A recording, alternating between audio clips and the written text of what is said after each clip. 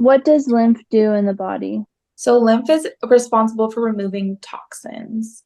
So Mm. cellular toxins. She's going to teach us today how to do lymphatic drainage of the face. A lot of people don't really know exactly how to do it, even if you do have tools like gua sha or jade.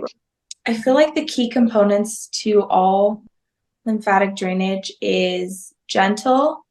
slow, and opening up the lymph ducts first. And then you're going to work from the center out. And you're holding the stone at like a 45-degree angle. And you're letting the weight of the stone, apply the pressure. So you're Mm. never going to press too hard where you're going to like leave a red mark. So the stone should always be like 45-degree angle.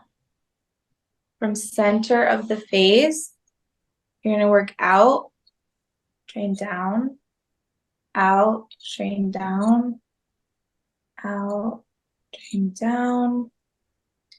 And then you're working from the full center of the face to front of the ear. And this is where you can get into those sinuses, like wiggly motion too, out to the front of the ear, and then front of the ear, under the ear, down to the collarbone.